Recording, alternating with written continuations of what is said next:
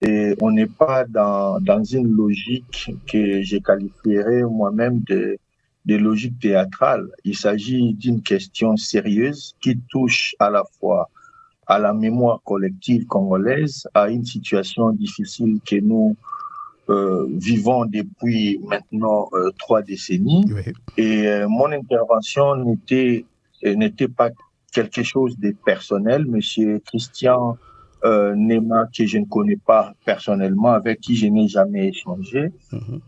je ne lui en veux pas d'avoir donné son avis. Et effectivement, j'ai toujours prôné, je me dis que notre pays a trop souffert des divisions. À un moment donné, il faut qu'on se confronte, il faut qu'on débatte. Il faut que l'élite congolaise arrive à discuter des grandes questions. On ne peut pas avoir d'un côté des gens qui pensent avoir la vérité incarnée et de l'autre côté ceux qui se donneraient comme mission de pouvoir déconstruire tout ce qui a été fait et à la fin, la nation fait du surplace. Voilà pourquoi je ne retiens totalement ce que j'avais écrit parce que je le pense que ce n'était pas euh, voilà, je dirais quoi, ce n'était pas une erreur, c'était une volonté manifeste. Et M. Christian l'a démontré pendant l'émission. Il tenait à ce qu'il a dit, il a tenu des propos, pour moi, qui ont été quand même d'une certaine gravité. Et je vais tenter, au cours de cette émission, justement, de démontrer de manière historique, scientifique et factuelle qu'il est dans les faits. Okay. Donc vous maintenez vos propos, vous maintenez votre publication qui est toujours disponible sur votre mur Facebook. Alors on va aller en profondeur, hein, ne vous inquiétez pas pour ça. Vous avez suivi l'intégralité de l'émission, ça je tiens quand même à le préciser. Durant l'émission, Monsieur Géraud nous a demandé aussi de suivre non seulement l'extrait qui est partagé sur les réseaux sociaux, mais aussi l'intégralité de son exposé oral devant le Congrès américain. Il nous a aussi renvoyé à ce qu'on appelle le témoignage écrit, qui a été déposé devant le Congrès américain avant l'audition, avant le témoignage oral. Je suppose que vous avez aussi fait cette démarche-là. Alors, sur base de tous ces éléments, je crois qu'on peut vraiment entrer en profondeur. Et j'aimerais revenir sur votre texte, le confronter avec l'intervention de Christian Géraud Némois Biamungu, et avoir votre point de vue. Alors, moi, j'ai lu votre texte. Je l'ai lu en intégralité. Et d'entrée de jeu, vous affirmez que Christian Géraud Némois a constamment évité de nommer le Rwanda comme acteur central dans le cycle de violence, des pillages, des ressources et d'instabilité chronique dans les provinces du Kivu. Vous parlez même de silence calculé sur le Rwanda. Est-ce que vous affirmez toujours la même chose ou vos propos ont évolué, ont changé? Monsieur Prince, je comprends ce que vous essayez de faire. Certainement que vous avez eu, après avoir lu l'intervention déposée au niveau du Congrès, il y a eu des échanges avec Monsieur Christian qui vous a donné des éléments. Quand je dis vous a donné, ce n'est pas pour vous accuser, hein, c'est un moyen pour lui d'essayer de corriger ce qui a été perçu. Les échanges que nous avons eus, moment de communication. Oui, les échanges les échanges que nous avons eus de M. Géraud ont été aussi diffusés à travers l'émission la semaine passée. Donc, voilà. Non, c'est pas pour vous accuser. Hein. Nous ne sommes pas dans cet état d'esprit-là. Moi, je ne viens pas comme une personne qui aurait à lui seul détiendrait la vérité incarnée et en face, on a des gens qui ne maîtrisent rien, qui ne comprennent rien à rien. Et il ne s'agit pas de cela. Il s'agit d'un débat sérieux que j'aimerais que ça soit factuel sur des choses qui ont été dites et sur la perception que la population a de cette problématique. Parce que ce n'est pas un fait anodin. Au cours de l'émission, vous allez vous en rendre compte pourquoi le pourquoi d'ailleurs de ces textes-là dont vous parlez que j'ai publiés et pourquoi je maintiens ce que j'ai dit. Raison pour laquelle je demandais... Raison pour laquelle je proposais qu'on parle de votre texte, qu'on soit factuel. Dans votre texte, il est disponible publiquement, donc tout le monde peut le lire. Vous affirmez, c'est écrit noir sur blanc, que M. Géraud a constamment évité de nommer le Rwanda comme acteur principal. Et vous parlez même d'un silence calculé. Alors, la question est déjà, simple. Dans l'extrait officiel qui a été diffusé de l'audition, à aucun moment, sous aucun prétexte, je dis bien, il y a ce que l'on écrit, il y a ce que l'on dit. Et lorsque vous êtes appelé à témoigner devant les congrès en qualité d'expert, et M. Christian n'est pas un nouveau-né dans la scène politique et médiatique, il savait pertinemment bien que la commission ne lui donnerait pas 3 jours à parler. Et ce qu'il dirait en ce moment-là serait repris. Et c'est d'ailleurs, ce n'est pas nous qui avons pris ces éléments-là. Mais je vais quand même... Attendez, monsieur Prince. Je vais quand même mettre un petit bémol. Laissez-moi terminer au bout de mon raisonnement. Je vais rebondir quand même. Voilà, vas-y. Non, vous parlez d'extrait, vous parlez d'un extrait, mais je tiens quand même à souligner que l'extrait dont vous faites allusion n'a pas été partagé par M. Géraud. C'est un extrait qui a été partagé en premier par un journaliste, Stani Boujakera, et sur Internet, publiquement, l'intervention complète de M. Géraud est disponible. Donc l'extrait ne vient pas de lui. Ce sont des médias, des internautes, des personnes qui tweetent, qui ont choisi cet extrait-là et qui ont partagé sur les réseaux sociaux. L'extrait qui affirme que le Rwanda n'est pas le moteur principal de l'instabilité de la RDC. Donc, si nous allons discuter sur cet extrait-là, je pense que le débat est un peu orienté, alors que l'intégralité a été diffusée en même temps. Donc, soit on diffuse sur cet extrait-là qui ne vient pas de M. Géraud. Alors là, le débat pour moi n'a vraiment pas de pertinence. Soit on discute sur l'intégralité de la vidéo qui existe et qui a été diffusée par le Congrès américain, ou dans lequel les propos intégrales de M. Géraud ont été repris. Donc moi, je comprends bien que votre publication sur les réseaux sociaux, sur Facebook, ne s'est basée que sur un extrait qui a été diffusé, non pas par M. Géraud, mais par les journalistes qui ont choisi de ne sortir qu'un extrait d'une vidéo complète. Vous êtes d'accord avec moi? Non, je ne suis pas d'accord avec vous, mon très cher Prince. Pourquoi? Pour 2 raisons. La première, ce n'est pas à moi de vous faire la leçon sur ce dont on va parler. J'ai beaucoup trop de respect pour vous et vous le savez. Le respect est réciproque. Merci beaucoup. Pardon? J'ai aussi du respect pour vous, raison pour laquelle on échange. Voilà, pour tenter ces genres de raccourcis. Et premièrement, en tant que journaliste, nous savons comment on monte les capsules, vous le savez. Oui. Raison pour laquelle ma publication était instantanée. Je dis bien était instantanée. Bon. Au moment où on a sorti la capsule, il fallait voir quel est le réseau qui a relayé la première capsule de l'intervention. Quand on dit nous n'étions pas sur place. Mais c'est qui? Nous n'étions pas sur place. On, c'est qui? Soyons vraiment factuels. Ce n'est pas M. Géraud Nehema qui a publié cet extrait-là. Je répète encore. Ce sont des internautes. Écoutez, M. Prince, au moment où nous sommes en train de passer cette émission, il se pourrait qu'il y ait des amis, des journalistes, des chercheurs, d'autres acteurs politiques, voire même M. Jérôme, ou ses équipes, il a une équipe. Elle pourrait prendre un extrait pour dire que voilà, pour cette intervention, parce que c'est de l'instantané. Oui. Nous sommes à un moment donné où, moi je l'ai dit, par exemple, pour ceux qui tweetent, pour moi, Twitter a un avantage, c'est le fait que vous pouvez dire beaucoup de choses en si peu de mots, mais c'est un exercice qui a beaucoup plus de la valeur pour des gens qui ont parfois une parole extrêmement abondante, mais au service des idées courtes, parce que c'est très raccourci, ça ne permet pas d'aller en profondeur. Voilà pourquoi, personnellement, je préfère des textes un peu plus fournis, parce que ça donne la possibilité d'avoir un argumentaire dans ce que vous dites comme propos. Donc, je reviens sur ce que je disais.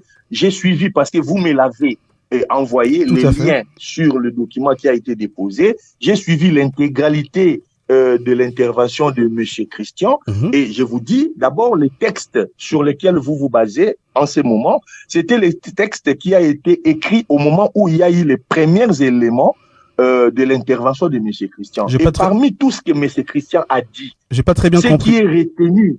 J'ai pas très bien compris. Le texte fait partie. J'ai pas très bien saisi en fait. Vous pouvez juste peut-être recommencer. Les textes dont vous faites allusion, l'article que j'ai publié sur ma page Facebook. Votre texte, oui. Voilà, je parle de mon texte à moi. A été publié. Cette publication a été faite au moment où les premiers éléments de l'intervention de M. Christian au niveau du Congrès a été rendu public. J'ai dit bien au moment où ça a commencé à circuler sur la toile. Voilà. Et qu'est-ce qui a retenu l'attention? Qu'est-ce qui a retenu l'attention des gens? C'était d'abord le fait que une personnalité congolaise qui a même été candidat à la députation nationale devant le Congrès américain se permet de dire que le Rwanda n'est pas le problème central de ce qui se passe en RDC. Pour lui, le problème majeur en RDC, c'est la gouvernance. Et c'est ce que moi, je conteste. Et je pense qu'au-delà de la base que nous sommes en train de poser, on ira un peu plus en profondeur pour que ceux qui nous suivent ne restent pas sur les écumes des choses. Pour moi, c'est très fondamental. Disculper le Rwanda devant une commission telle que celle à laquelle devant qui monsieur Christian Nema s'était présenté et où il a parlé. Il faut pas oublier, lorsqu'il parle, il ne parle pas en tant qu'un étranger lambda. Il parle d'abord en tant qu'un citoyen congolais. Deuxièmement, qui a une expertise avérée pour que la commission du Sénat, du Congrès, pardon, puisse l'entendre. Il lui reconnaît ses deux qualités. D'être d'abord un national. Oui, mais je ne veux pas faire l'avocat de M. Giraud, mais vous me mettez quand même en position de le faire. Je ne pense pas qu'il a d'abord été invité. Non, mais si vous me posez des questions, je réponds. Il n'y a pas de souci, mais je ne pense pas. Parti sur le fond. Oui. Cela aurait été à l'aise pour moi. J'ai prononcé son nom une bonne dizaine de fois en 10 minutes. C'est trop pour une seule émission. Donc, j'aimerais qu'on aille maintenant sur les fonds. Pourquoi je conteste? Mais les fonds, ce sont les fonds, sur des choses beaucoup plus importantes. Le fond, ce sont vos affirmations. Les faits, c'est ce que vous avez, votre réaction sur sa publication. Je ne vois pas en quoi on est en train de tourner autour du pot. Vous affirmez qu'il a été invité en tant que Congolais. Non, je pense qu'il a d'abord été invité pour son expertise. Ça aurait été un Belge qui est reconnu pour cette expertise-là. On l'inviterait d'abord pour l'expertise. Peut-être que le fait qu'il soit Congolais, pour moi, n'est pas du tout, en tout cas, c'est la lecture que je fais. Là, on est dans la subjectivité, mon cher Prince. Comme c'est une question où on nous a pas donné les éléments qui ont concouru à sa sélection. Il a répondu à sa question. Il a répondu quand même à cette question lorsque nous l'avons reçu. Mais revenons. Ça, c'est ce que lui l'a dit. Ça, c'est ce que lui l'a dit. Moi, je ne pense pas, lorsqu'on est sélectionné, on vous montre la liste des gens qui étaient présélectionnés et pourquoi on est tombé sur vous et tout. Ben, on reste dans la subjectivité. Je ne veux pas remettre en cause en aucun moment, et je tiens à le souligner, je ne remets en cause son intégrité intellectuelle, je ne remets en cause la qualité de son travail. Moi, ce que je remets en cause, c'est son affirmation. Et l'affirmation principale, c'est le fait que monsieur Christian Nema s'est permis de dire, écrit d'abord dans les textes, et il a répété de vive voix devant le Congrès, que le Rwanda n'est pas le moteur principal de l'instabilité en RDC. C'est cette affirmation-là qui me permet de venir devant vous. Alors, allons dans le fond des choses. Je vous écoute. Je vais vous démontrer en quoi est-ce que l'affirmation selon laquelle le Rwanda n'est pas le moteur principal de l'instabilité, c'est un postulat que moi, intellectuellement, historiquement, scientifiquement, je ne peux pas cautionner. Et c'est ça la démonstration que je voulais faire. Donc, et non savoir pourquoi il a été choisi, non, il est de quel côté, ça c'est son, en fait, moi, il a voyagé dans quel avion. Moi, le critère, monsieur Fitou, je suis vraiment désolé, mais le critère de sa sélection, c'est vous-même qui en parlez dans votre texte. Je ne suis pas sorti de votre texte. Dans votre texte, vous remettez en question le choix porté à sa personne. Je peux lire l'intégralité du texte et nos auditeurs peuvent le comprendre. Je n'ai fait que me baser sur votre texte. Voilà. Donc, alors. Allez-y, lisez-le. Nous sommes là. Je vais lire l'extrait. Hein. Vous affirmez ceci. Voilà. Plus troublant encore est le mystère de son recrutement. Pourquoi et comment le choix s'est-il porté sur lui pour représenter la société civile congolaise devant le Congrès américain sur un dossier aussi sensible? Qui l'a recommandé, qui l'a financé ou instrumentalisé? Son profil anglophone, son réseau international et sa maîtrise du rouage washingtonien en ont-ils fait un interlocuteur privilégié pour ceux qui, dans l'ombre, souhaitaient influencer la politique américaine dans la région en faveur de Kigali? Donc, c'est vous qui vous interrogez sur son choix. Je ne sors pas. Vous dites des choses. Vous aviez dit que j'ai affirmé et vous avez vu que je me suis posé des questions. Dans mon rôle de journaliste, c'est normal. Lorsque je vois une personne qui est choisie pour intervenir et que je suis ces propos ne sont pas décorrélés de la réalité. Nous sommes dans la scène politique congolaise, nous sommes dans le monde de la recherche, nous sommes dans le monde de la science. On sait comprendre comment des faits sont rapportés, comment parfois, ce n'est pas pour lui, je l'ai dit de manière générale, parfois comment il s'est fait qu'il y ait de la déformation sur des événements qui pourtant sont vécus par des millions de personnes.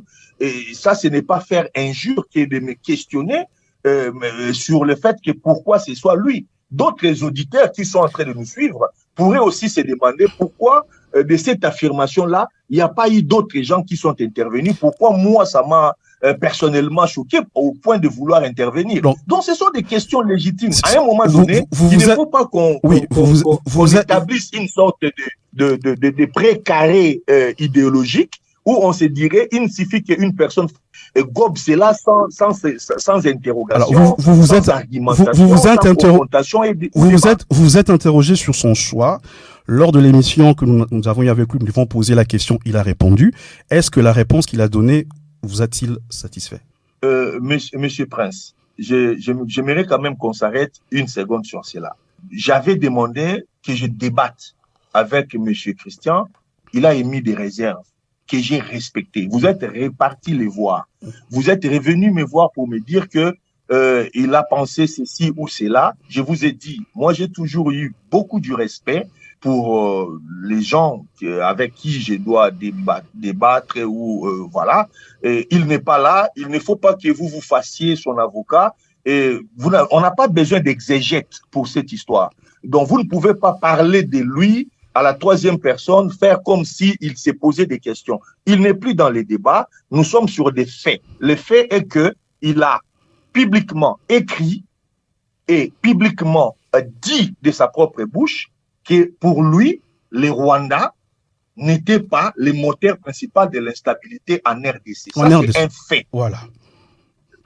Ça, c'est un fait. J'aimerais, M. Prince, s'il vous plaît, avec tout le respect que je vous dois, à vous personnellement, à M. Pat Patona et à notre radio Air Libre, qu'on puisse au moins rentrer maintenant dans le fond du sujet. C'est-à-dire que pourquoi je conteste le fait que les Rwandais ne soient pas les moteurs principaux de l'instabilité en RDC. Je vais donner des arguments qui sont étayés, qui sont sourcés, qui sont référencés, et les auditeurs se feront leur opinion. C'est cela, en fait, qui m'intéresse.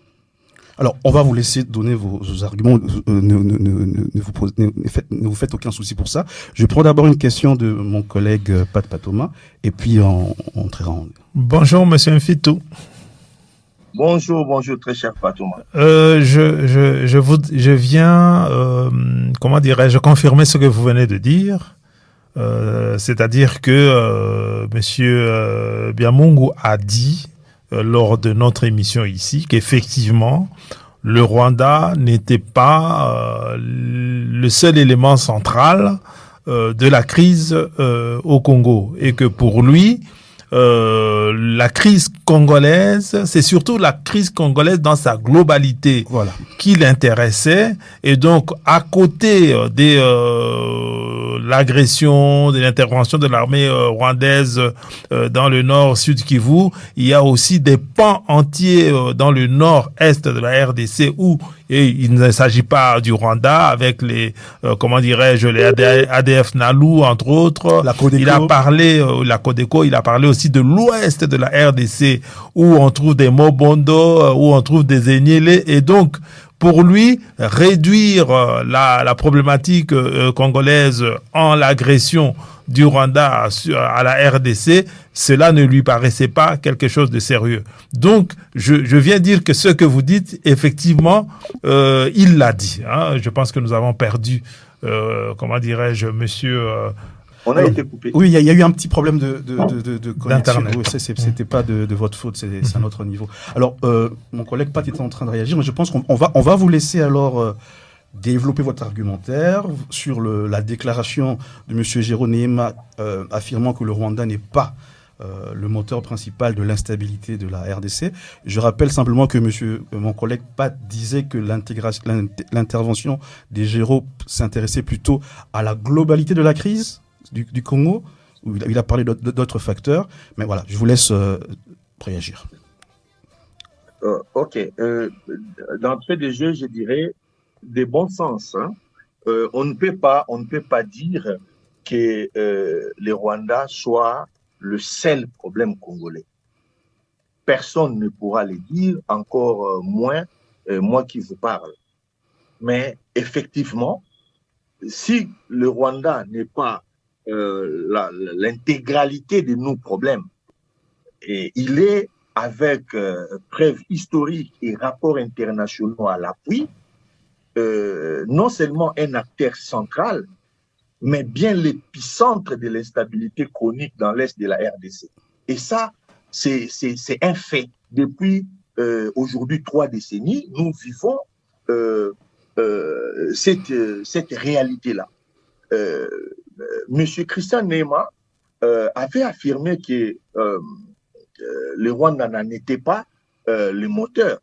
Mais si l'on suit des rapports des Nations Unies, on suit l'histoire depuis le génocide rwandais de 1994, l'arrivée au pouvoir du Front patriotique rwandais, tout indique que c'est le régime de Kigali qui, depuis 1994, 94 pour les Belges, adopte une stratégie qui est claire, qui a constamment consisté à exporter son conflit interne, la haine viscérale entre les Tutsis et les Hutus, en RDC. Et c'est en exportant justement cette problématique qui est parvenu le Rwanda à contrôler des pans entiers de nos territoires, sous prétexte, bien évidemment, de raisons sécuritaires et qui se sont avérées par la suite être beaucoup plus de raisons économiques. En fait, je vais essayer d'apporter quelques éléments. Pourquoi le Rwanda, à mon avis, est directement, mais aussi indirectement, le cœur du problème congolais aujourd'hui. C'est parce que, premièrement, le Rwanda a toujours eu comme prétexte officiel d'être en RDC pour mettre en déroute le FDLR. Ça, c'est l'argument massue qu'il présente. Mais aujourd'hui, on s'est rendu compte que la menace FDLR n'est pas la cause des interventions du Rwanda en RDC, mais juste un prétexte permanent. Ils ont besoin de ces prétextes-là. On a étudié, et nous ne sommes pas le seul. Il y a beaucoup de chercheurs, beaucoup d'institutions internationales qui ont travaillé sur les sujets. Il y a des rapports qui sont là pour les démontrer, où on voit des FDLR qui sont capturés, renvoyés au Rwanda, qui sont recyclés et qui ont été renvoyés en RDC avec des missions précises de venir mener des actions. On se rappelle qu'à une certaine époque, il y a même eu l'opération Umoja Wetu, où on a demandé à l'armée rwandaise, qui était déjà sur le sol congolais en 1996, en 96, avec l'AFDEL, 97, James Kabarebe a même été le chef d'état-major général de l'armée congolaise. Donc, il avait toute la latitude de pouvoir terminer cette question de FDLR. Ça n'a jamais été fait. On se rappelle encore, lorsque le RCD est créé, le siège du RCD, c'était le Nord Kivu, où on est censé avoir les gros des troupes de FDLR.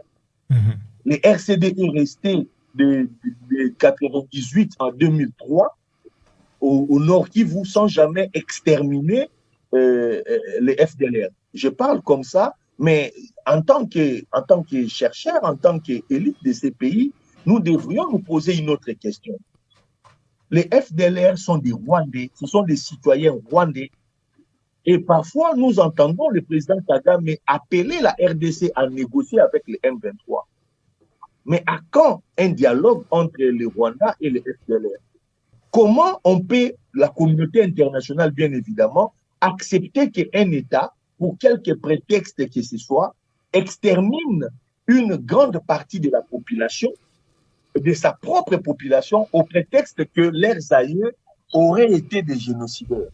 Et aujourd'hui, n'importe quel enfant qui est né de cette lignée-là, qu'ils aient 1 an, 2 ans et 3 ans, est considéré comme un génocidaire en puissance ou génocidaire en devenir. Et à chaque fois que le Rwanda est intervenu, lors de la prise de Goma, nous avons vu les forces spéciales rwandaises. Une des premières missions, c'était d'aller faire quoi? D'attaquer les camps des réfugiés qui étaient au niveau du Monsieur Fitou, on a une intervention, si vous permettez. On va prendre... Oui. Juste par rapport vraiment à cette question-là que vous abordez, Monsieur Fitou. Alors, si effectivement la problématique liée au FDLR est une vraie question par rapport à la présence rwandaise à l'est de la RDC et généralement à la problématique de l'est de la RDC, pourquoi l'autorité congolaise, dans toutes les négociations qu'ils ont eues avec, comment dirais-je, que ce soit à Doha ou aux États-Unis et principalement dans les accords de Washington, pourquoi on remet cette histoire des FDLR comme quoi les autorités congolaises doivent résoudre ce problème-là avant toute chose? Et d'ailleurs, parmi les accords où notre ministre des Affaires étrangères met sa main en bas du papier, c'est-à-dire signe le document, la RDC accepte de résoudre ce problème des FDLR là, alors que vous êtes en train de dire que c'est un faux problème. C'est peut-être certainement un faux problème, mais pourquoi les autorités congolaises signent cet accord avec les FDLR à l'intérieur? Je vais prendre une autre question qui était dans l'intervention de monsieur Christian Nema et pour répondre aux deux au même moment parce que ça va dans le même sens. Monsieur Nema, dans son intervention, de ce que j'ai lu, avait écrit « Le Rwanda intervient car il est menacé par la présence de forces démocratiques de libération du Rwanda en RDC ». En fait, la menace des FDLR peut être une menace réelle, dans le sens où ce sont des anciens militaires qui ont traversé pas par notre volonté. Ils n'ont pas été invités par la RDC. C'est la communauté internationale qui a imposé à la RDC le fait qu'on devrait ouvrir un corridor humanitaire pour dégager ces populations et pouvoir arrêter les massacres qui étaient à Kigali. Donc, nous ne sommes pas les créateurs de ces fameux FDLR, nous ne sommes pas non plus leurs sponsors. La communauté internationale nous a laissé une patate chaude. Ça, c'est une vérité historique. On a mis des militaires dans un pays qui n'avait pas les moyens de gérer pratiquement 2 à 4 millions de déplacés qui sont arrivés chez nous lors de ces fameux génocides du Rwanda. Et voilà, c'était quand même le problème, c'est que aujourd'hui, quand on voit l'intervention du Rwanda est assez disproportionnée et je dirais même avec de très mauvaises motivations pour d'autres intérêts que l'intérêt sécuritaire. Et à chaque fois que, par exemple, aujourd'hui, le RDF M23 contrôle la ville de Goma, on nous a brandi quelques autorités de FDLR qu'on avait arrêtés à Goma. On n'a pas vu une centaine de militaires. On n'a pas vu une cinquantaine de militaires. Et qui peut croire que 20, 30 militaires, anciens FDLR qui sont pratiquement dans la soixantaine, pourraient monter une opération pour aller déstabiliser les pouvoirs à Kigali? Alors, j'ai eu une intervention, en fait. Je reviens maintenant sur votre question, monsieur Pato. Vous permettez, je sais pas pourquoi les autorités congolaises signent cela? Je ne suis pas porte-parole du gouvernement, je ne suis pas membre du gouvernement de la RDC, je n'ai pas les motivations nécessaires, toutes les motivations qui obligent ou qui font que le gouvernement de la RDC appose sa signature sur des éléments pareils. Et d'ailleurs, le cœur de ma démarche vis-à-vis de vous, par rapport à cette question, c'était il faut que la nation arrive, les intellectuels congolais, l'élite congolaise actuelle, arrivent à débattre publiquement sur certains sujets. Alors, parce que n'est pas en débattre, fait en sorte que parfois, des gens qui sont à la fois, soit ne connaissant pas très bien les dossiers, ou les connaissant, mais pour d'autres intérêts inavoués, arrivent à nous mettre dans des situations qui sont extrêmement compliquées. Il faut qu'on se le dise. Alors, Monsieur Fitou,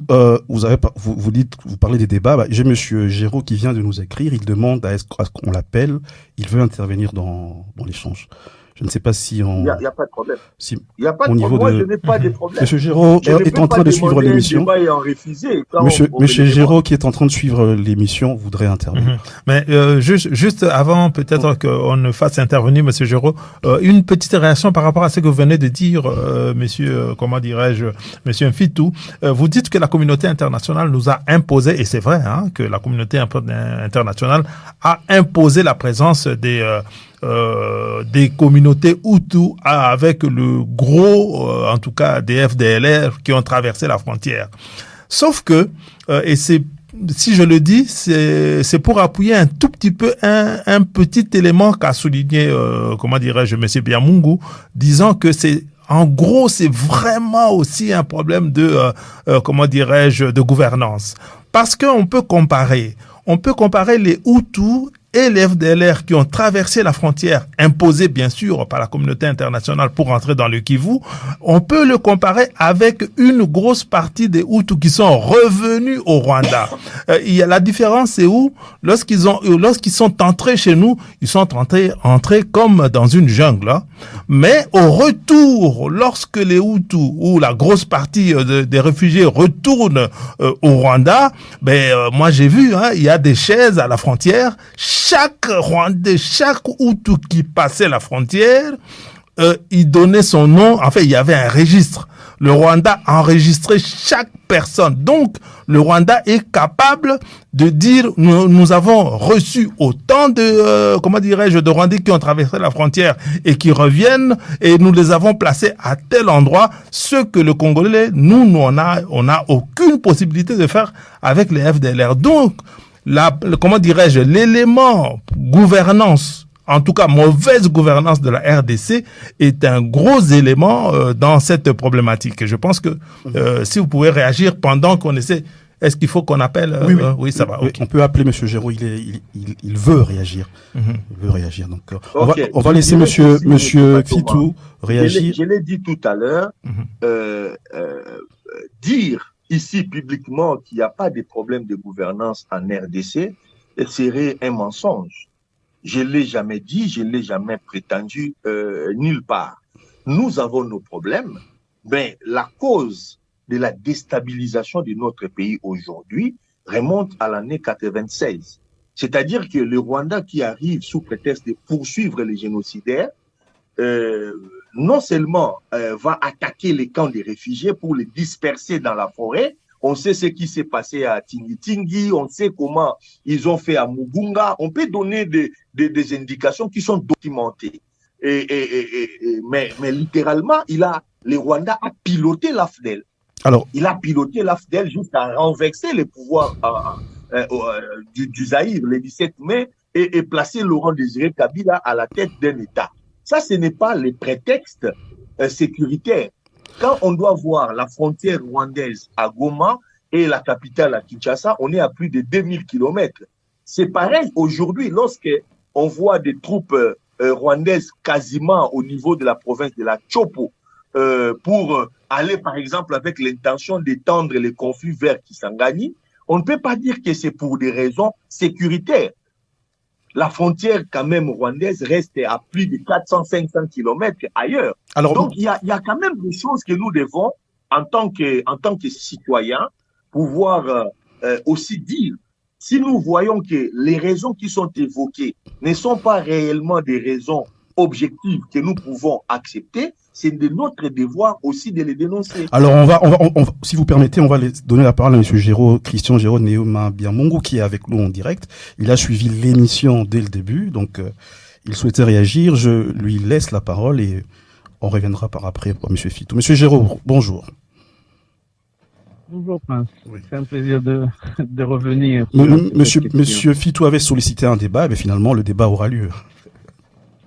Non, il n'aura certainement pas lieu. Je crois que j'ai eu bien raison de ne pas avoir ce débat, parce que malheureusement les points qui ont suscité ce point de départ, cette émission n'ont pas été abordés, notamment sur les points de son texte me concernant, qui était, comme on dit en anglais, character assassination, affirmant bien qu'il a voulu le présenter comme étant des questions qu'il se posait. Il aurait pu se poser plusieurs questions pour essayer de comprendre ma sélection, mais il a posé des questions bien orientées d'une certaine façon pour pousser un certain narratif bien particulier, alors qu'il ne connaît ni d'Adam ni d'Ève.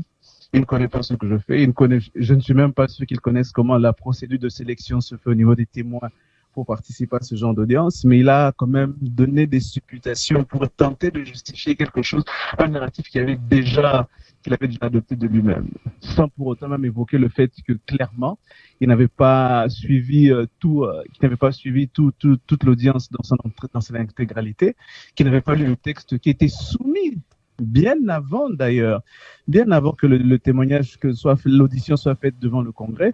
Et donc, il n'y a même pas eu une tentative de correction de quoi que ce soit de ma part, parce que les semaines qui étaient en train de suivre savaient exactement ce qu'il allait dire et avaient déjà le contenu du texte complet.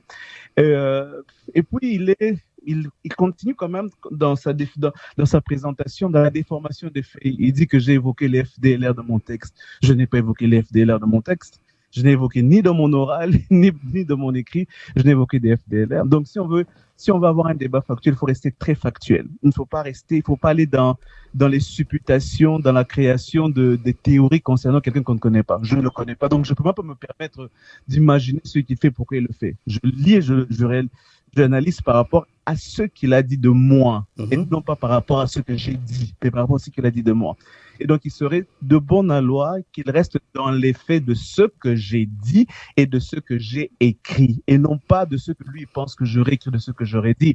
Donc, déjà, quand il avait commencé à dire que j'ai systématiquement évité de citer le Rwanda, ce qui est clairement faux. Et même là, il n'a même pas eu le courage de reconnaître qu'écoutez, j'ai eu tort.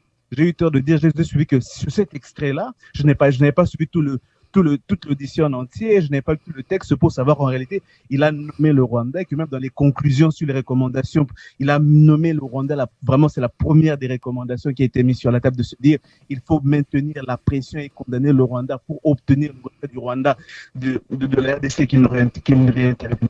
Mais ça, il a occulté et c'est assez malhonnête tout de même, parce que on réalise qu'il y avait vraiment un agenda dès le départ de sa part de vouloir pousser une compréhension particulière de ce que j'ai dit. Restons courtois. Je ne vais même pas entrer dans comment on appelle ça, dans l'explication ou bien dans l'interprétation des éléments qu'il fait. Il parle de l'instabilité dans l'Est. Oui, dans l'instabilité dans l'Est, c'est clair que le Rwanda est un acteur, mais dans l'instabilité dans l'Est, dans le Nord et dans le Sud Kivu, il est clair que le Rwanda est l'un des acteurs principaux et majeurs.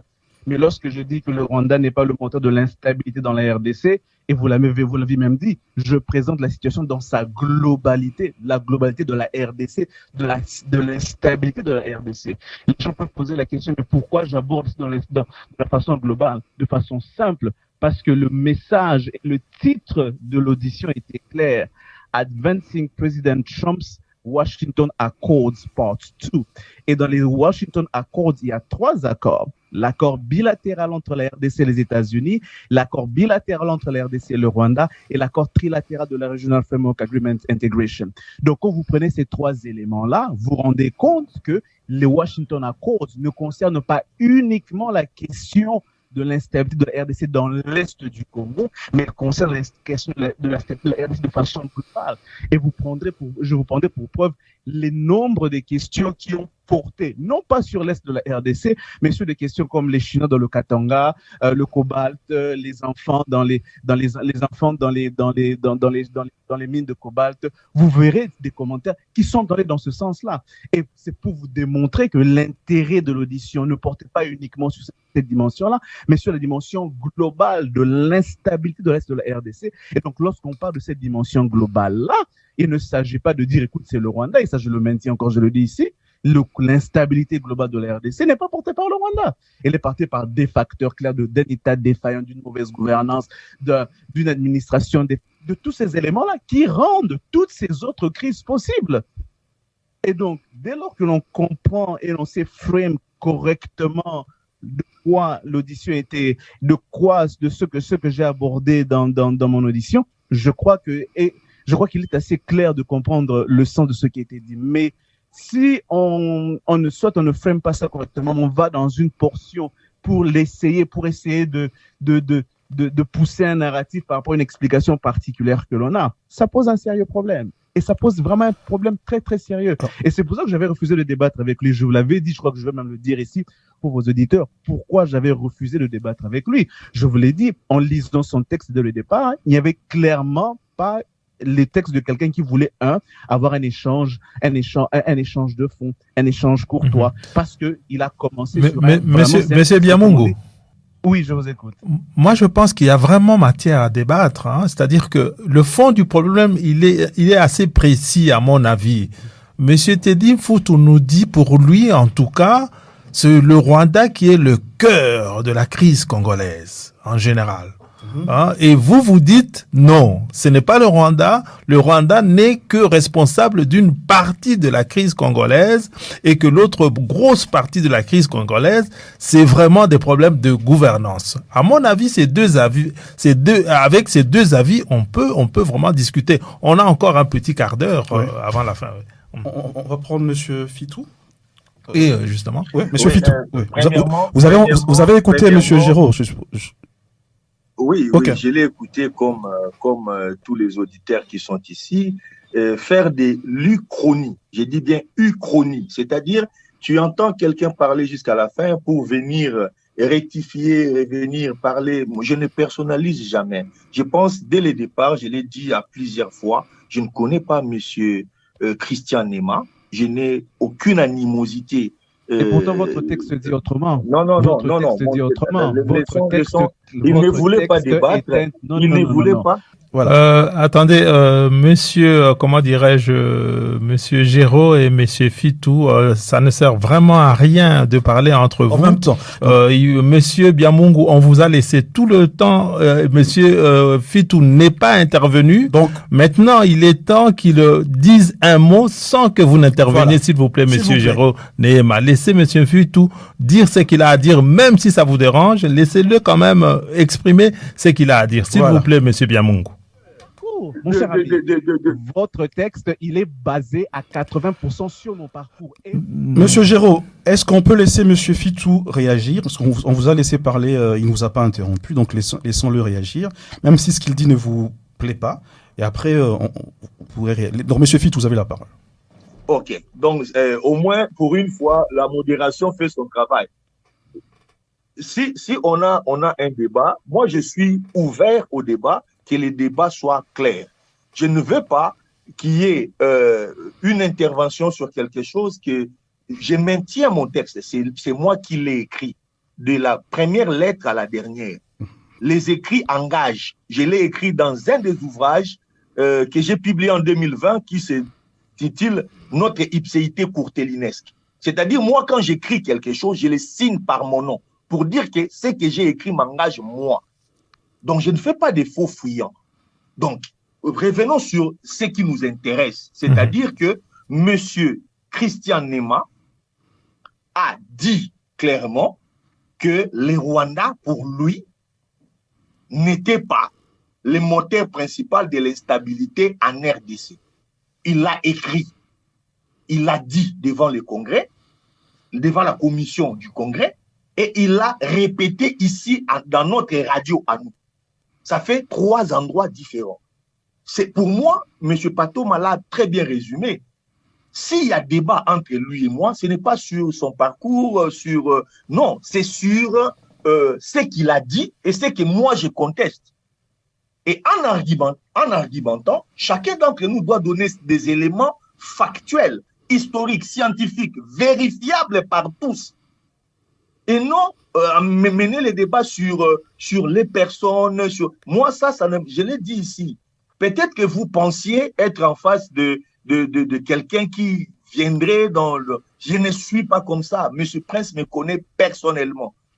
Je ne suis pas dans ce genre de bassesse. Je ne descends jamais au niveau de la nappe phréatique pour aller puiser des bêtises et les ressortir sur les réseaux. Vous ne les verrez pas chez moi. Donc, moi, mon débat, le postulat est clair. Je donne des éléments historiques. Si vous voulez les contester, contestez ces éléments. Contestez ces éléments. Il ne faut pas venir dire que j'ai été malhonnête. Moi, je maintiens mon texte. De la même manière, pendant l'émission, je me rappelle, Monsieur Prince vous a posé 2 ou 3 fois la question. Et vous êtes même allé jusqu'à dire, non seulement vous mainteniez ce que vous avez dit au niveau du Congrès, parce que pour vous, c'était le contexte global qui vous intéressait, mais vous êtes allé plus loin pour dire à nous qui vous suiviez que si nous ne comprenions pas ce que vous aviez dit, ce n'était pas de votre faute. Et après l'émission, M. Prince est là. Moi, je suis quelqu'un d'honnête.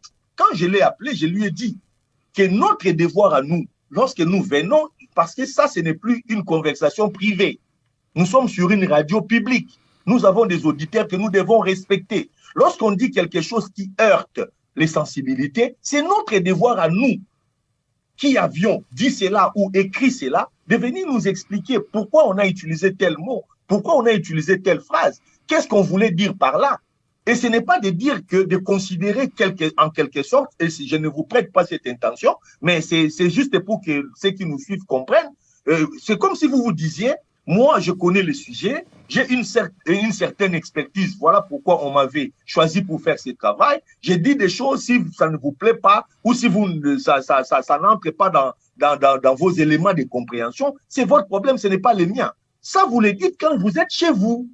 Mais quand vous êtes sur un débat public, sur un sujet qui est quand même très sensible, parce qu'on parle de quelque chose d'historique, on parle de la mémoire collective, on parle de presque 6 millions de Congolais génocidés sur une cause qu'ils ne maîtrisent pas.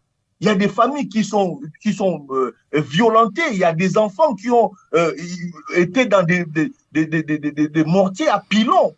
Il y a des femmes qui ont eu des ventres qui ont été éventrés où on a sorti des fœtus. Quand vous avez des situations comme ça, et nous, en tant qu'élite de ces pays, en tant que personnes plus ou moins réfléchies, nous avons ce devoir de venir expliquer que telle situation, les causes qui demandent à ce que les gouvernements, je vais dire clairement, je ne suis pas membre du gouvernement congolais, je ne suis pas membre de l'IDPS. Je m'appelle Tedin Fitou, je n'ai jamais eu des acquaintances avec cela. Mais cela ne me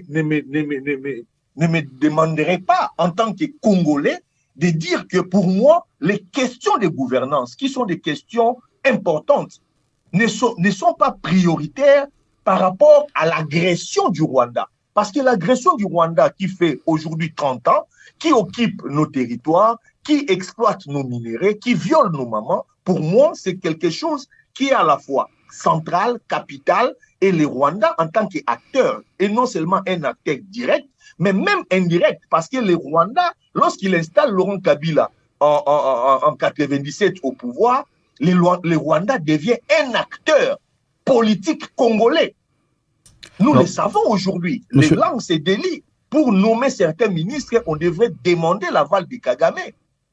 Pour nommer certains généraux dans des régions militaires, on devrait demander l'autorisation chez Kagame. Aujourd'hui, c'est de notoriété publique. Alors dire, disculper, et la personne qui disculpe n'est pas n'importe quelle personne, c'est un expert qui a été candidat à l'élection à la députation nationale. C'est-à-dire qu'il devait avoir comme mission, s'il était élu député, de confectionner des lois pour la République. Et comment confectionner des bonnes lois pour la République lorsque l'on est soi-même dans une sorte de déni? Bon, ce n'est pas un déni, mais une sorte de... vous cherchez un moyen d'écarter carrément la cause principale parce que dans la logique de la question de la gouvernance, c'est que nous entendons chez Corneille Nangaa, Bertrand Bisimwa, Laurence Kanyuka, Willy Ngoma et consorts. Lorsqu'ils parlent de la gouvernance, de leur point de vue, ça veut dire s'asseoir autour d'une table, discuter pour arranger la gouvernance, c'est-à-dire créer un gouvernement d'union nationale parce qu'on voudrait entrer au pouvoir. Est-ce qu'on peut prendre M. Biamongo pour une réaction rapide? Oui, je suis là. Oui. Lorsque il y a eu la crise des Enyélé entre 2009 et 2011 dans l'Équateur, où était le Rwanda? Lorsque les ADF coupent les gens à la machette dans l'Est, dans le Grand Nord du Nord qui veut dans l'Ituri, où est le Rwanda? Lorsque le CRP tue et coupe les gens dans l'Ituri, où est le Rwanda? Lorsque les Bakata Katanga font ce qu'ils font à Moba et à Kamina, où est le Rwanda? Lorsque il y a eu Kamina Nsapu dans le Kasaï, où était le Rwanda? Tous les exemples qu'il a donnés, ce n'est pas moi qui viendrai ici dire qu'il n'a pas raison. Les exemples des morts qui sont morts à l'est de la RDC, c'est pas moi qui vais dire, qui va venir le contredire. Mais intéressant, il me contredit en utilisant qu'une dimension de la crise congolaise que j'ai abordée et non pas la dimension globale de la crise. Et c'est là que je dis, j'ai l'impression qu'il prend une partie, un élément du problème, un élément du problème pour justifier sa posture, pour m'attaquer à moi, alors que j'aborde la question dans sa globalité. Et je répète, la crise congolaise. Et je vais être encore bien précis. Je ne parle pas uniquement de la crise dans l'est de la RDC, dans le nord et le sud Kivu. Je parle de la crise congolaise. Et je me suis déjà bien expliqué pourquoi j'ai parlé de la crise congolaise, parce que l'audition portée sur The Washington Accords, qui vise justement la question de la crise congolaise, parce que les intérêts américains en RDC ne concernent pas uniquement l'Est de la RDC, elles concernent toute la RDC. Et donc, il était normal de parler de la crise congolaise. Il a tout à fait raison de parler de l'Est du Congo. Il a tout à fait raison de dire que les femmes ont été tuées. Le RCD, Bertrand Bisimwa, il a tout à fait raison et c'est pas moi qui veux le contredire. Je l'ai dit dans mon témoignage, même s'il a voulu dire que je l'ai pas dit. Je l'ai dit dans mon témoignage oral, dans mon témoignage écrit, dans les recommandations. Je l'ai dit et c'est fait. Je l'ai dit clairement. C'est pas un débat dessus. Mais lorsque moi je parle de la crise, comme je dis, dans la crise congolaise, il y a la crise du M23, il y a la crise dans l'Est de la RDC, mais il n'y a pas que cette crise-là. Il y a la crise des Mobondo, il y a la crise des Enyélé, il y a eu la crise des Enyélé, il y a eu la crise de l'instabilité des Kamina Nsapu que je n'ai même pas cité mais que j'aurais dû faire, il y a eu la crise des ADF. Tous ces éléments-là, toutes ces différentes crises font partie de la crise congolaise. Et Monsieur Biamongo. Comment je dois clarifier ça, en fait, quoi. Monsieur Biamongo. Allô? Vous m'entendez? Laissez-moi, laissez-moi intervenir. On aura du mal à concilier aujourd'hui. On va quand même laisser un tout petit peu, quand même. Rapidement, monsieur Fit, parce qu'on est en train de clôturer notre... Je dirais ceci. Je comprends ce que monsieur Christian Nema a essayé de dire. Christian Géraud, s'il vous plaît. Christian Géraud Nema Biamongo. Pardon? Christian Jérôme Néma Biamon. Christian Jérôme Néma. Ce n'est pas Christian Néma, c'est Christian Jérôme. Mon prénom, c'est Christian Jérôme. Je m'excuse d'avoir écorché votre nom. Je m'excuse. Christian Jérôme Néma. C'est vrai, il y a trop de groupes armés. Il y a eu la situation des Enyélé. Vous les avez cités tous. Vous les citez justement pour ne pas blâmer un seul pays. Et pourtant, les pays que vous ne voulez pas blâmer, ce n'est pas lui, c'est la vérité. Ce n'est pas le Rwanda qui a créé tous ces groupes. Ça, c'est une vérité avérée. Mais c'est lui, le Rwanda, qui est le maître d'œuvre de la stratégie de la déstabilisation. C'est lui qui utilise justement tous ces mouvements fantoches dont vous avez cité là, donc le Rwanda d'une manière ou d'une autre. C'est le Rwanda qui est derrière les Enyélé. Waouh. Non, j'ai dit, non, mais ne jouez pas à ça. Laissons les débats au niveau que ça doit être, s'il vous plaît. Je disais ceci, dès le début de cette conversation d'aujourd'hui, de cette émission, je vous ai dit, M. Prince, oui. Vous pouvez au moins témoigner. Je l'ai dit, M. Patom a été là. Je n'ai pas d'éléments pour contester l'intégrité intellectuelle de mon contradicteur. Je l'ai dit ici. Ça veut dire que lorsque moi j'apporte des éléments, il faut qu'on arrive à un moment donné à débattre sans pour autant tomber dans de petites phrases. On peut bien le faire, hein, si vous voulez qu'on le fasse, mais j'aimerais qu'on le fasse en privé. Moi, je ne fuirai pas ce genre de choses. Mais ça m'intéresse. Dans un débat public, ce qui est important, c'est d'apporter des éléments. Pour les gens qui ne travaillent pas nécessairement sur les sujets, nous avons des auditeurs qui sont des gens parfaitement intelligents, mais qui sont intéressés par d'autres domaines.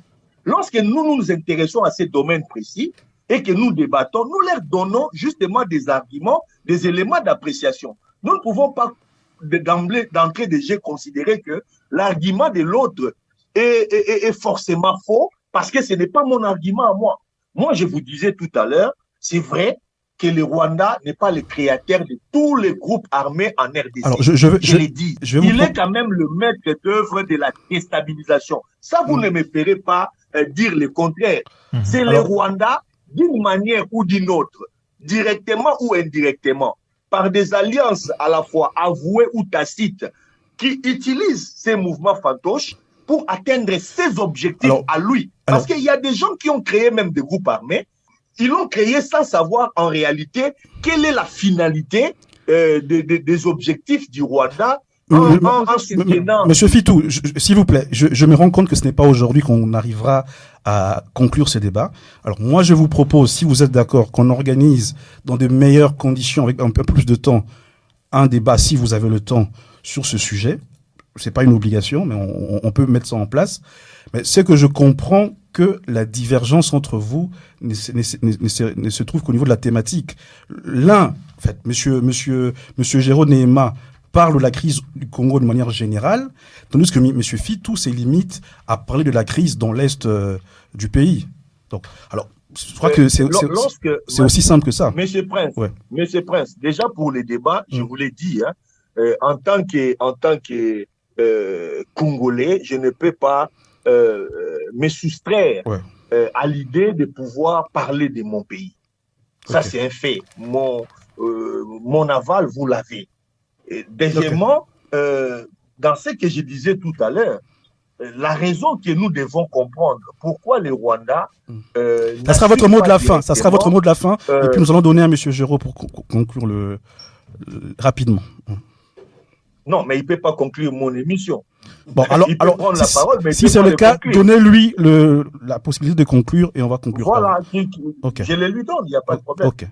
Monsieur Géraud, votre mot de la fin. Il y a une proposition d'une discussion un peu plus élargie, avec un peu plus de temps.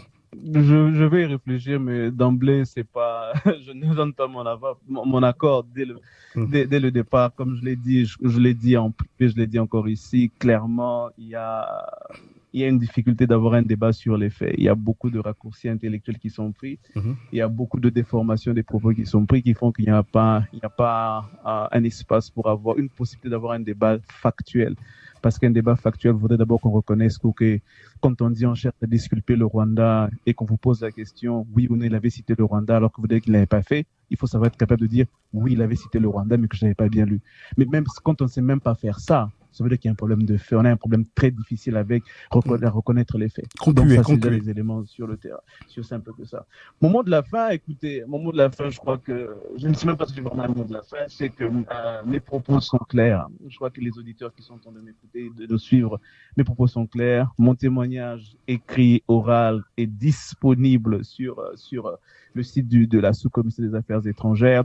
Le témoignage que les gens vont peut-être tenter de vous dire qu'il a déposé ça après. Non, vous verrez la date à laquelle ça avait été déposé. C'était bien avant, 2 jours avant que le témoignage soit fait. Donc, les gens peuvent lire clairement. Donc, si quelqu'un vient vous dire qu'il n'a pas cité le Rwanda, vous devez savoir que ce n'est pas vrai. Si quelqu'un vient vous dire qu'il a essayé de disculper le Rwanda, vous devez savoir que ce n'est pas vrai. Il faudra simplement lui opposer les faits tels que les faits ont été présentés. Merci beaucoup. Donc, pour moi, je ne vais même pas revenir sur l'essence de mon propos.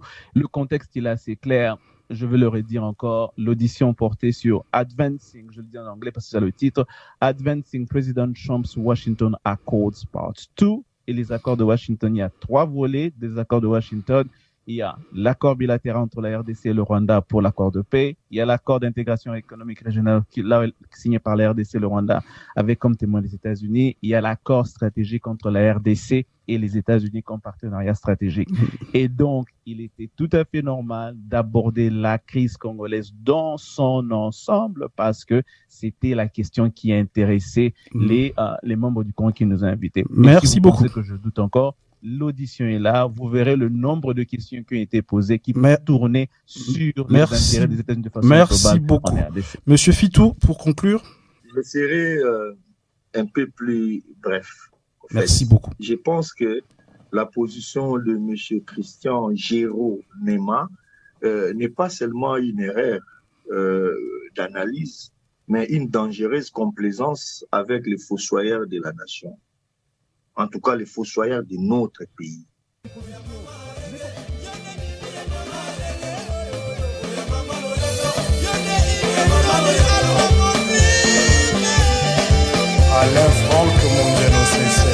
C'est vraiment dommage parce que nous avons là 2 personnalités extrêmement intelligentes. Quand on les écoute chacun de son côté, c'est vraiment remarquable ce que dit Fitou, c'est aussi extrêmement intelligent ce que dit Biamungu.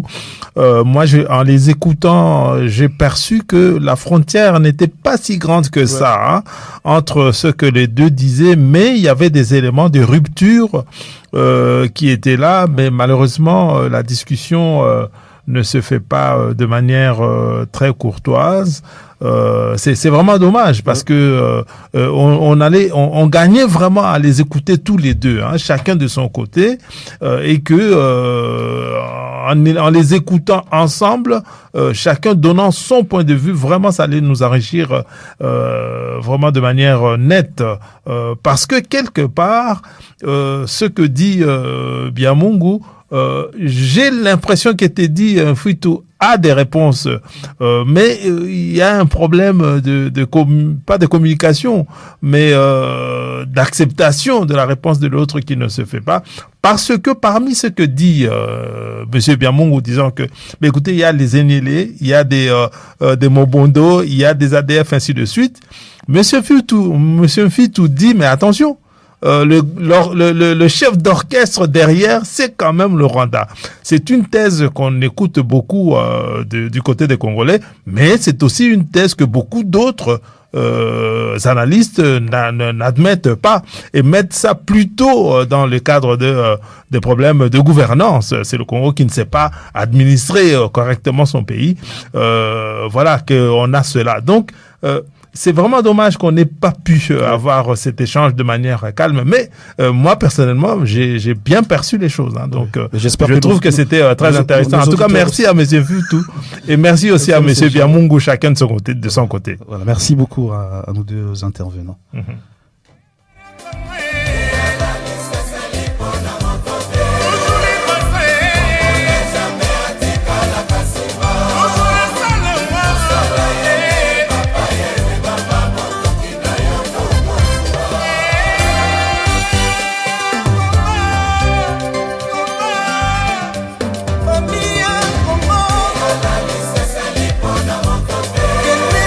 So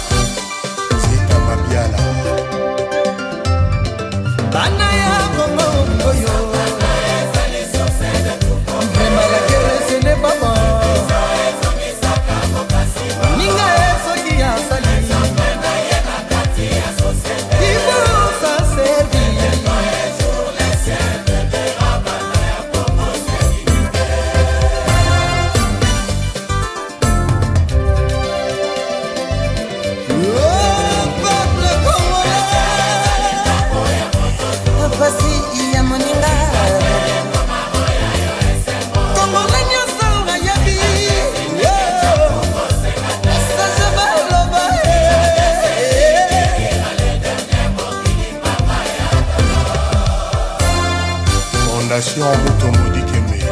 Thank you.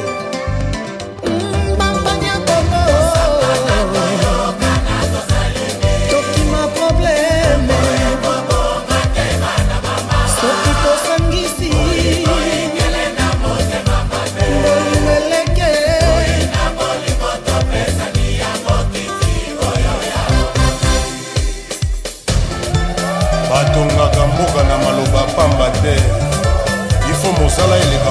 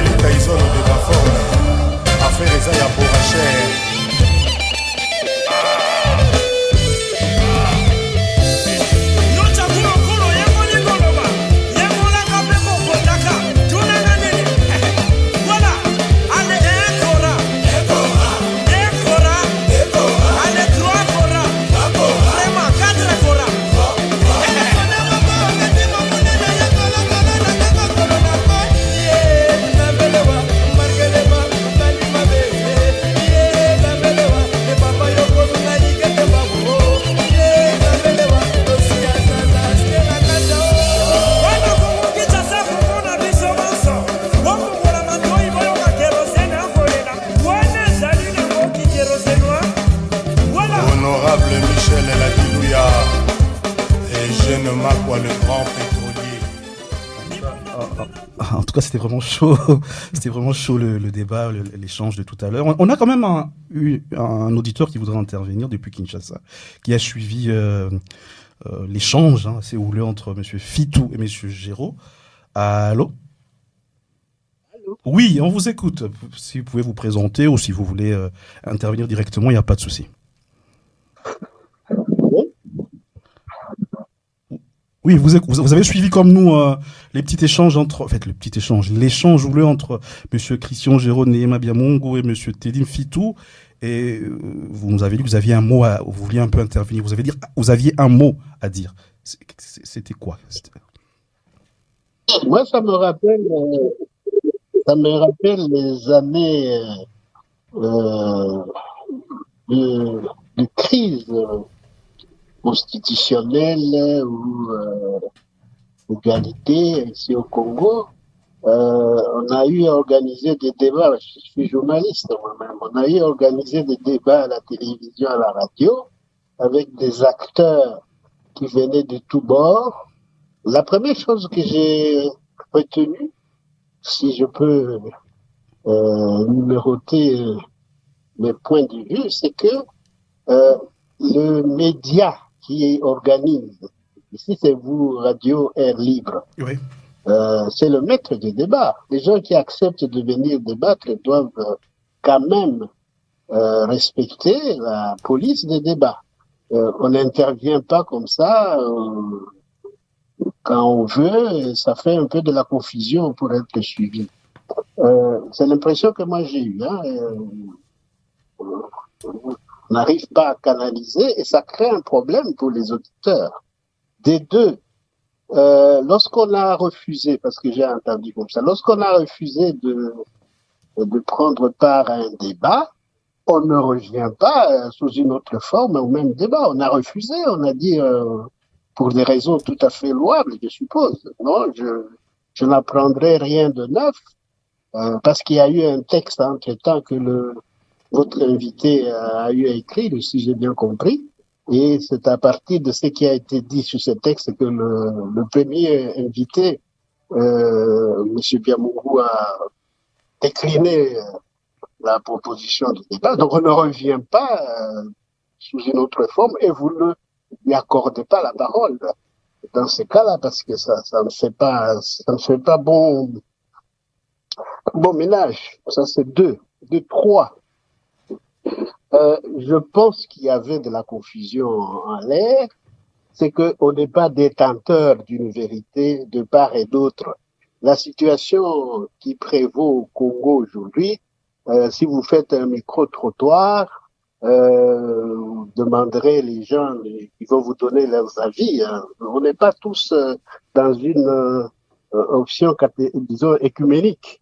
Il y a des gens qui ont des points de vue différents et qui peuvent argumenter. Donc, il ne faut pas croire qu'on vient pour asséner les vérités, machin. Monsieur Biamongo a été auditionné, j'ai bien compris, dans une commission au Congrès américain. Il a dit ce qu'il pensait.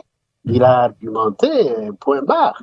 Monsieur Fitou, qui intervenait, je crois, depuis Kinshasa, a un autre point de vue.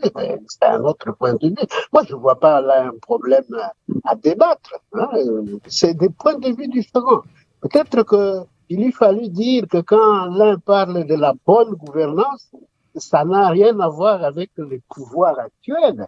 Parce que si c'est depuis 30 ans que les situations sécuritaires et autres au Congo font problème, c'est qu'il y a eu plusieurs gouvernements, il y a eu plusieurs politiciens ou politiques, appelez-les comme vous voulez. Donc c'est pas un problème uniquement du gouvernement actuel, parce qu'on a l'impression que ce n'est pas dit, mais c'est sous-entendu. Monsieur Fitou répète qu'il n'est pas porte-parole du gouvernement, mais qu'est-ce que ça vient faire ici? Il parle comme intellectuel, comme quelqu'un qui a un mot à dire. Donc, il fallait peut-être recadrer les choses dans le sens d'un débat général et faire intervenir d'autres acteurs. Vous pouvez continuer l'émission, mais je ne vois pas le débat à deux, qu'est-ce que ça rapporterait. On est déjà sur un mauvais départ pour faire un débat sur la même question. On tournerait en rond. L'un qui dit que parler de la situation générale du Congo, hein, et ça, c'est pourquoi il a été invité. Et l'autre qui dit non, tout ce que vous pouvez dire, même en situation générale, l'acteur principal, le chef d'orchestre, c'est elle.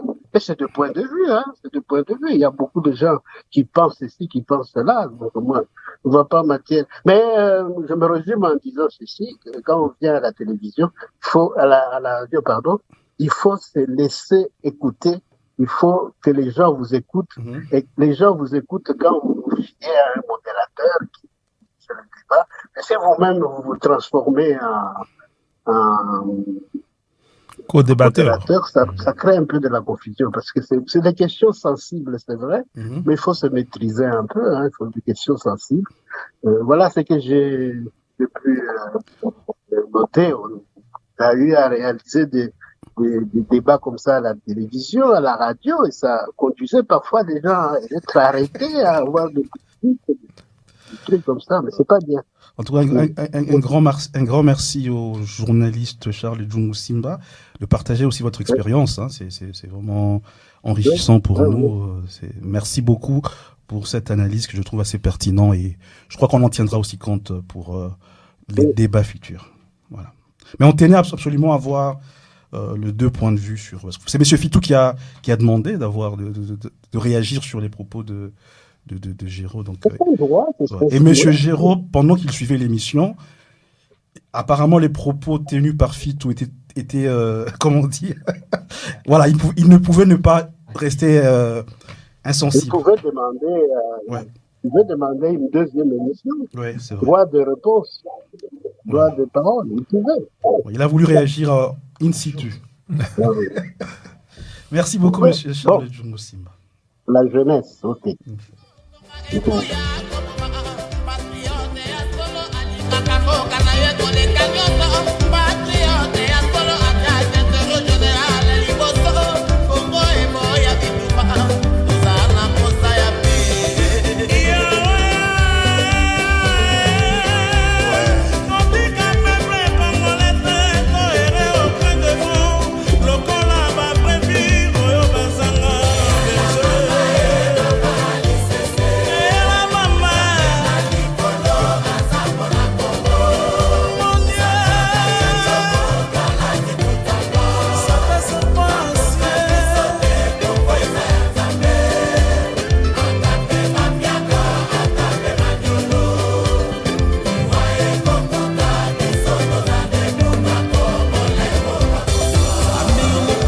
En tout cas, toutes nos excuses à Monsieur Mpati de Padoue qui est dans nos studios, mais que nous ne pouvons plus recevoir faute de temps.